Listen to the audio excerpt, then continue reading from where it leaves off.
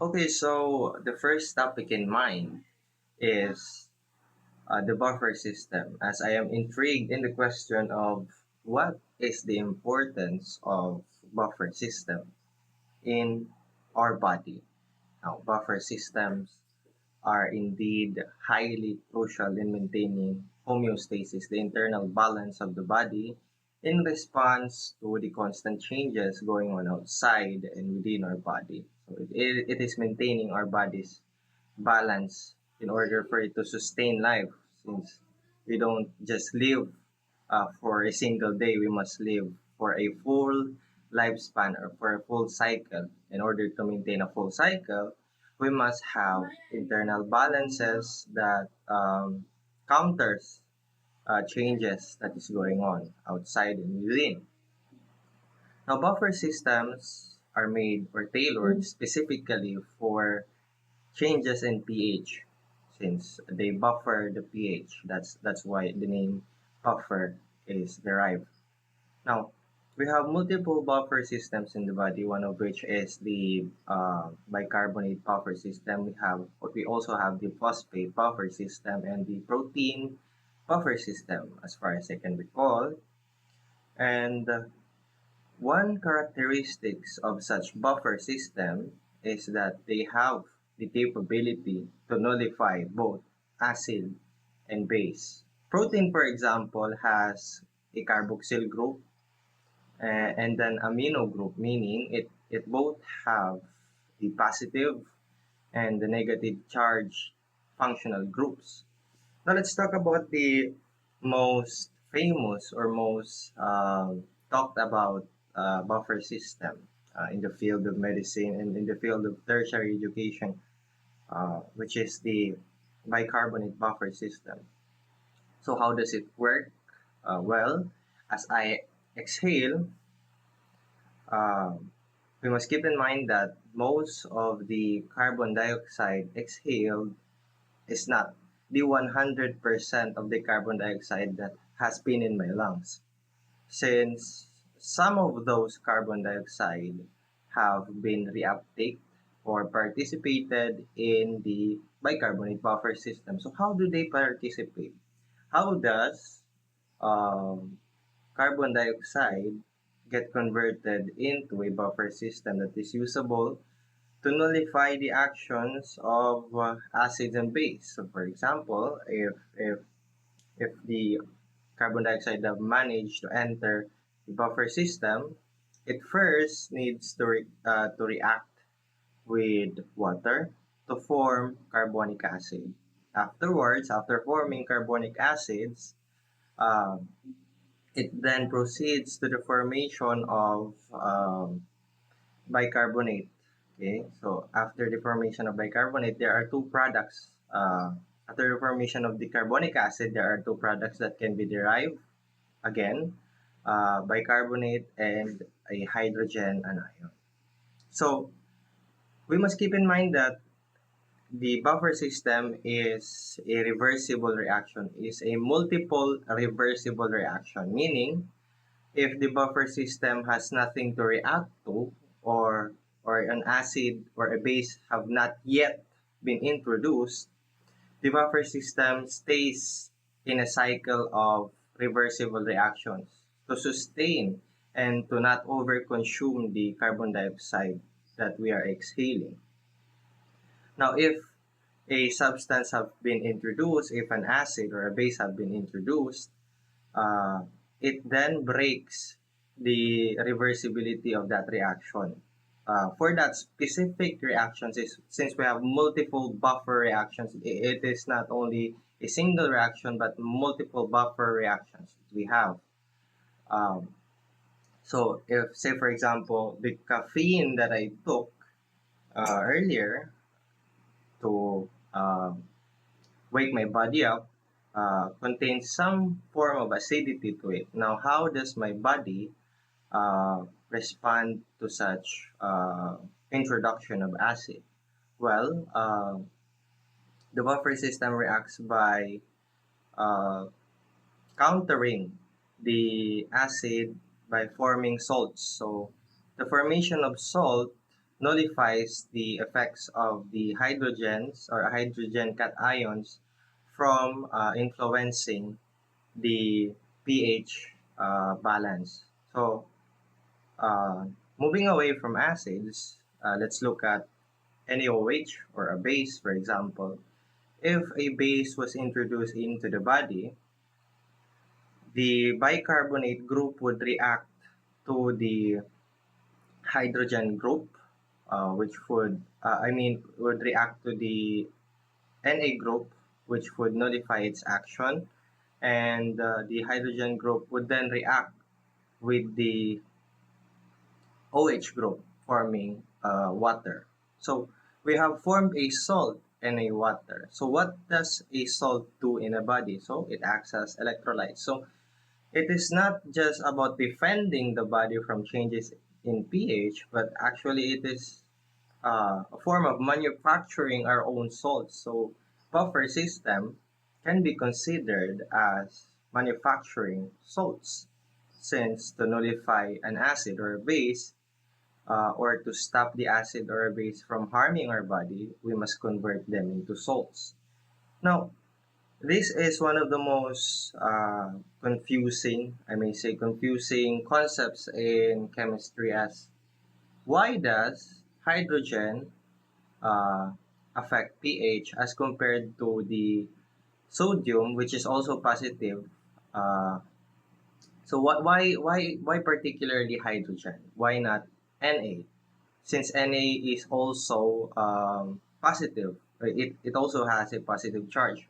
Well, that's where the pH scale comes in, since our pH scale is specifically designed to measure the concentration of hydrogen ions, since it is the one that significantly impacts the pH or the acidity or basicity of a solution. Now, if we introduce a sodium, it doesn't increase nor decrease the concentration of hydrogen ions, since hydrogen ions are the ones that uh, are in equilibrium. So if we disrupt this equilibrium by adding concentration on one side of the equation, then the pH would be disrupted.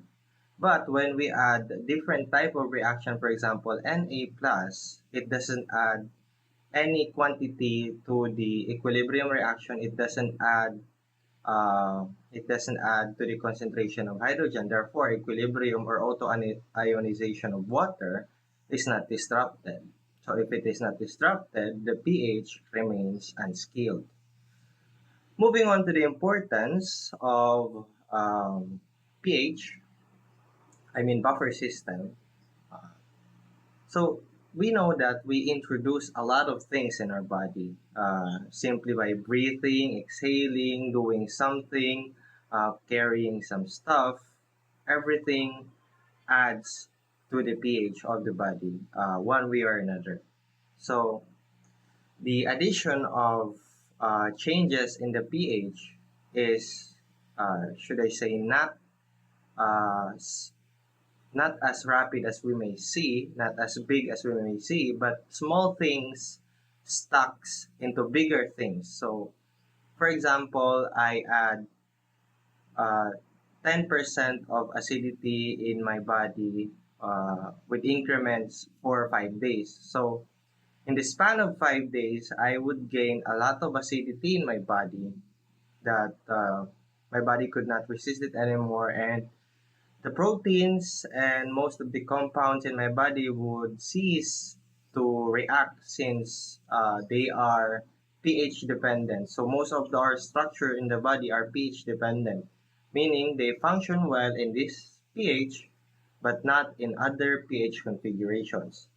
Now that's where the buffer system comes in, as it nullifies or it disrupts the small changes that is going on within our body. So, for example, I added 10 acidity to my body, and the buffer system reduces it by 10. So, even though the reduction and the addition is small, it is able to maintain the balance of the body, even though it is contributing at a small phase.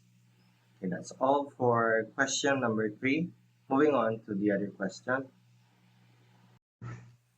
So, moving on to the next question, which I find intriguing and very interesting and potentially a broad topic, if you may ask. It is still ongoing uh, in today's realm in advanced chemistry. Now, what is the difference between organic and inorganic substances? Now, you may have heard the word organic. So, what do you mean by organic? If we look at the stereotypical definition of organic, we often see it as something that is derived from nature or purely from nature. But I myself, I am derived from nature itself. I'm a product of nature, but I am not made entirely of organic compounds. I am a mixture of inorganic and organic compounds.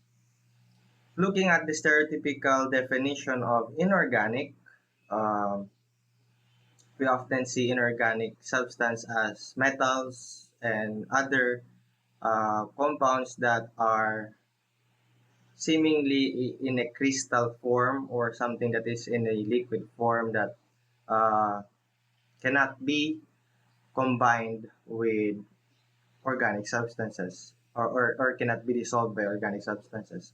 So both the definitions or both the stereotypical definitions that we find or we see in everyday lives or every day that we interact uh, in our life is somehow correct in some points. But delving into the chemistry of organic and inorganic substances, we see the difference in a much detailed picture. So the main difference between organic and inorganic substances is that organic substances contains carbon and inorganic substances does not contain carbon, most of them, or most of the time. I'm not saying always, but most of the time. It is, however, ironic that diamonds are made of entirely carbon but are inorganic themselves. So, if that's the case, if we label carbon as the main distinguishing factor for both organic and inorganic substances, then we must state that the labeling of carbon as the distinguishing factor between the two is just a matter of convenience and never always accurate or never always true. So, how do we secure or how do we increase this convenience of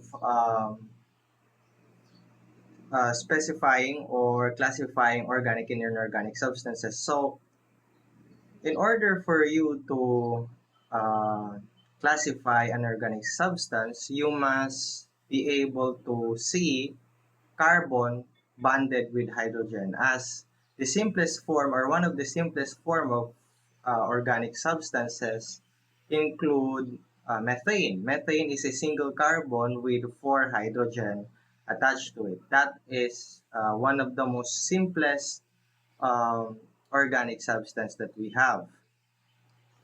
And propane, butane, or other gases that we see, octane, are also organic substance themselves, even though they only contain carbon and hydrogen.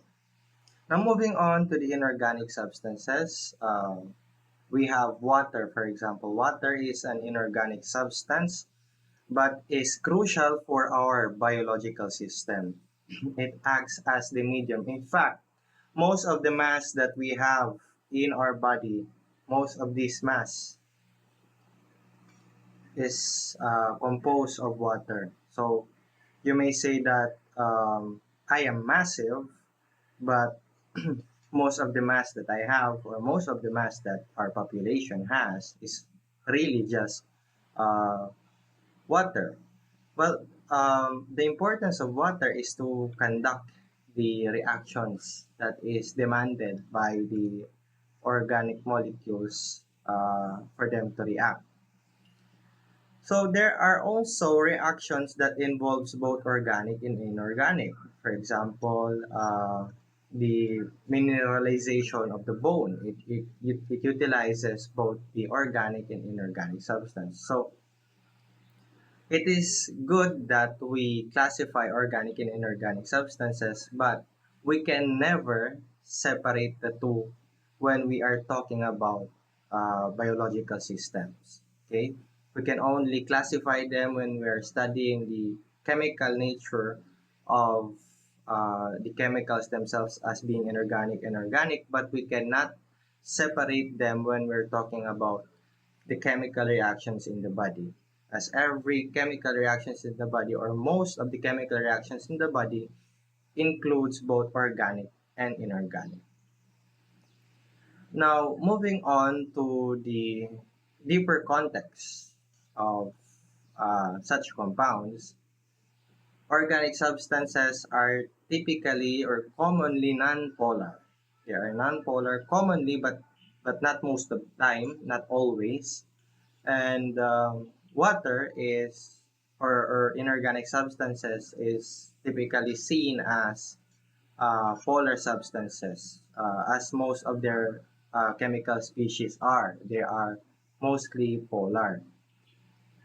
Now, the difference between their polarity is what enables us to have the conclusion that like dissolves like. So meaning, if a glue that is organic have been stuck between my fingers, I would not use water to rinse it. Since it is organic, I must use an organic substance to dissolve it and eventually free my hands from being stuck, free my fingers, sorry, for being stuck together. Now, organic and inorganic substances are complementary in nature, even at the structural basis of our body. For example, the nucleic acid, which contains sugar, nitrogenous base, and a phosphate group. Now, the phosphate group is inorganic in itself, but is incorporated into the structure of organic compounds, which is why we can never separate the two in biological systems. Now, looking at it at the chemistry level, um, the organic substances tends to form more complex structures as we are able to form sp2 hybridized sp3, different tetrahedral configurations are exhibited by um, the organic substances, whereas the inorganic substances can only form a few bonds or a few configurations that are not complex in itself, but is able to form massive structures such as metal, which is a lattice structure that is formed due to inorganic substances bonding together. Now, why did our body choose organic substances as the main structural or chemical composition of our body? Well, as I've stated earlier, organic compounds are much easier to be uh, more complex as their structure is designed to incorporate different structural configuration as compared to inorganic substances. Okay, so another difference between the two is that organic substances typically are the root of most of the chemical reactions that we have, whereas inorganic substances are just incorporated into such chemical reactions to make a product out of something. Now, the question is, if we combine organic and inorganic substances together, do we make organic or do we make inorganic? Well, let's go back to the basis that I have put earlier. does it have carbon and hydrogen? If the whole compound itself, for example, the DNA, which has phosphate, if the whole compound, looking at it as a whole, if we look at it as a whole, the only question in mind is, does it have carbon and hydrogen? If it does, then it is organic. It doesn't matter if it incorporates phosphate with it. That's all.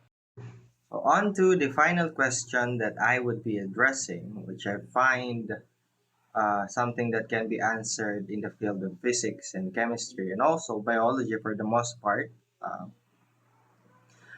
what is the importance of chemical reactions in living systems? I think it is not only limited to living systems. Chemical reactions is important for the universe itself, not only in living things but also for the entire universe itself. Okay?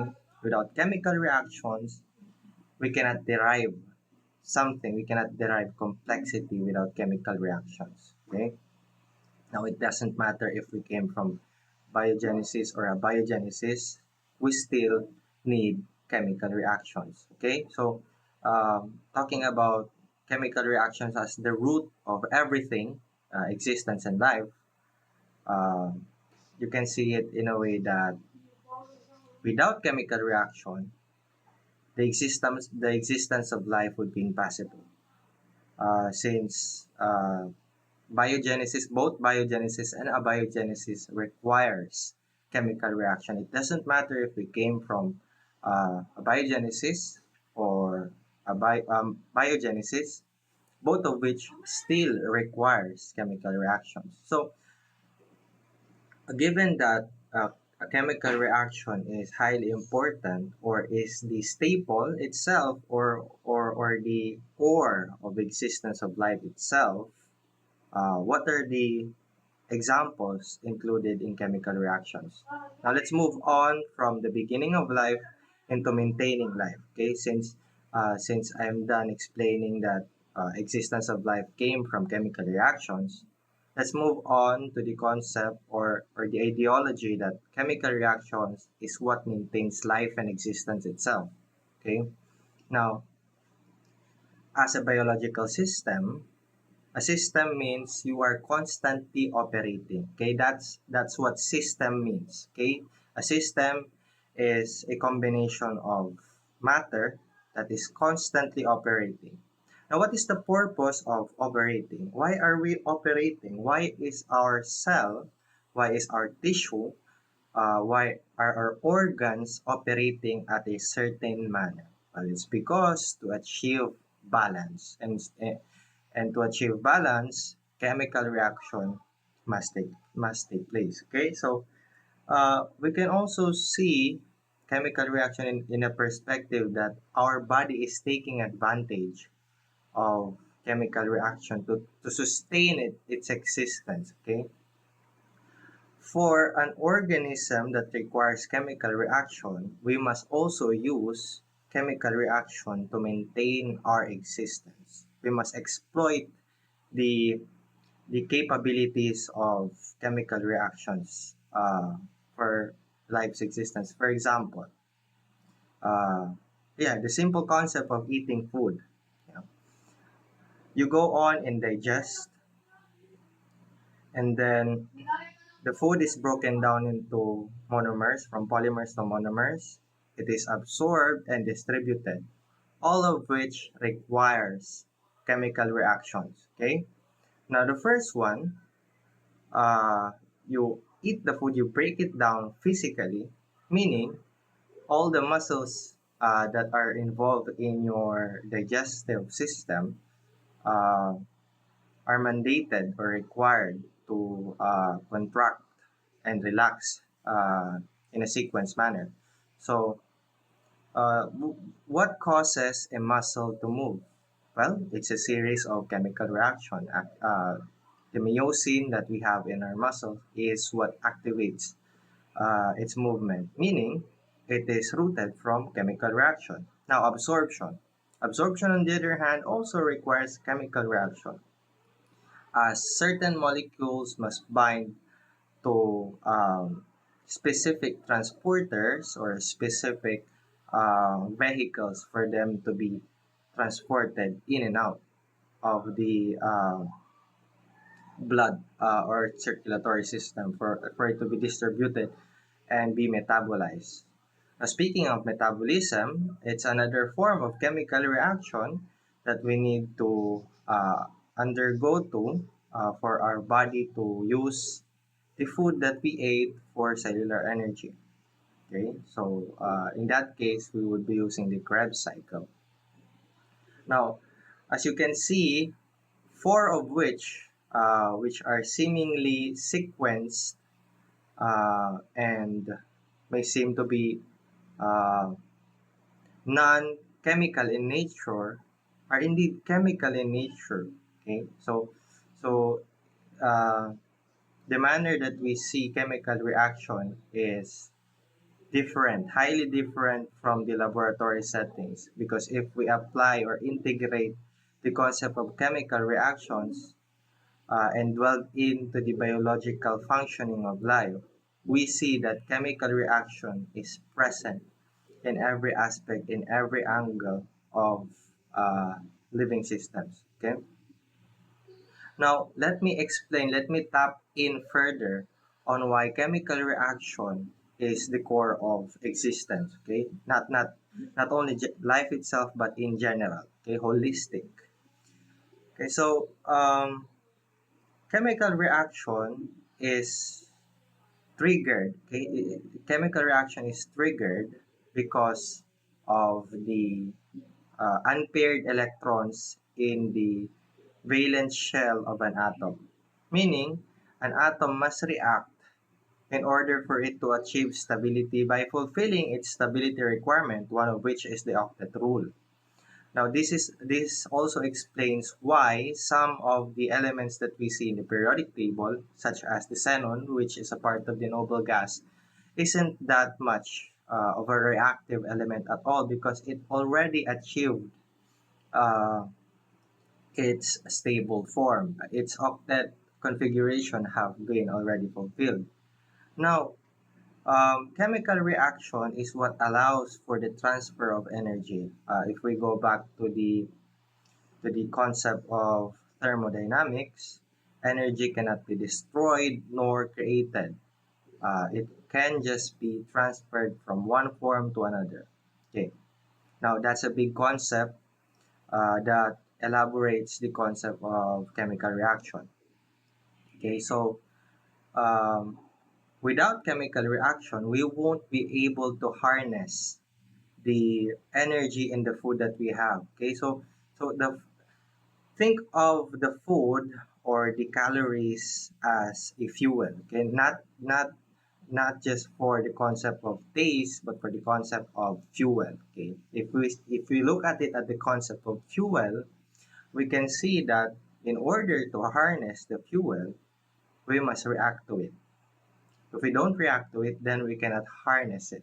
Okay, since we cannot create our own energy, since that would break the law of thermodynamics, we must harness it. And in order to harness it at the chemical level, we must react to it at the chemical level. Uh, Hence the term chemical reaction. Okay. Now, another process of chemical reaction that is highly, should I say, highly important is the passing of genetic traits. Okay. The passing of genetic trait is also a chemical reaction. The changes in our phenotypes, as we see as we age, is also a product of chemical reaction, as it is governed by epigenetics mechanism, meaning the environment or the methylation of the uh, chromosomes are what is causing the changes of what we see in our phenotype. Now, chemical reaction is the root of life itself. Chemical reaction is the stem of life itself. Chemical reaction is the reason why we are alive. Chemical reaction is the reason why we can harness energy, and chemical reaction is also the reason why living things prevail, and why living things keep existing in this medium of universe. Okay, so chemical reaction is a universal phenomena that is both important in life and the universe itself.